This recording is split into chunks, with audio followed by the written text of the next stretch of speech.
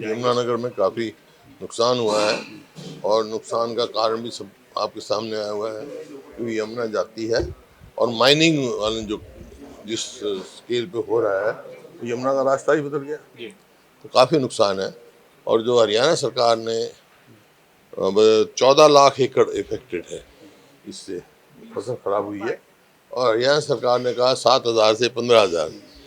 15,000 का तो एक खाद लग जाता है 1 एकड़ में धान का, कि लागत तो देखो कि लागत भी नहीं। और कई जगह तो ऐसी भी है जो ये फसल भी गई, अगली फसल भी बोनी मुश्किल है। तो कम से कम जो है 60 से 70,000 के बीच में मुआवजा देना चाहिए। ये किसान के साथ एक मजाक किया है जो 7,000 की बात की सर, है। सत्ता पक्ष के जो मंत्री वो ये कह रहे हैं कि प्रधानमंत्री जो है दोनों ऐसे स्टेट्स में दौरा करने गए हैं जहां बीजेपी की सरकार नहीं है और इसलिए विपक्ष को ये सवाल नहीं उठाना चाहिए और हरियाणा में स्थिति नियंत्रण में है, वो कह रहे हैं। स्थिति नियंत्रण में नहीं है, ये हरियाणा सरकार की विफलता है जो प्रधानमंत्री का दौरा यहाँ नहीं रखा और इसको बाढ़ग्रस्त डिक्लेयर नहीं किया हरियाणा पूरे स्टेट को। इतना 14 लाख एकड़ इफेक्ट हुई है। आप देखो, मैं तो गया हूँ, कई जगह तो 5-5, 7-7, 6-6 फुट पानी खड़ा है, जो अगली फसल भी नहीं बो पाएंगे।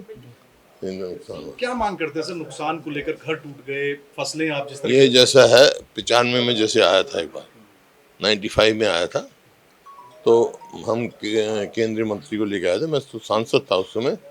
तो किसान को मुआवजा पूरा दिया गया, मकान का दिया गया, ट्यूबवेलों उसका दिया गया, जिसकी दुकान खराब हुई दुकान का मुआवजा दिया गया और जिसको चोट लगी या किसी डेथ हुई वो मुआवजा दिए गए।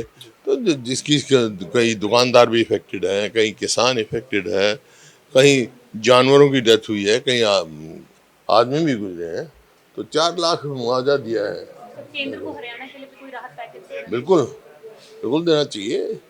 और ये जो मतलब कि ये हरियाणा सरकार को चाहिए कि केंद्र से पैकेज लें, केंद्र सरकार को भी चाहिए कि हरियाणा को स्पेशल पैकेज दें, बड़ा भारी नुकसान हुआ है। डॉक्टर साहब, नेपाल क्राइसिस में कुछ हरियाणा के लोग भी फंसे हुए हैं, उनको वापस लाने के लिए महिला आयोग ने भी पत्र लिखा था, कैसे आप इसमें? प्रयास है, आज अखबार में भी आया है, शायद एयर इंडिया स्पेशल फ्लाइट शुरू करेंगे।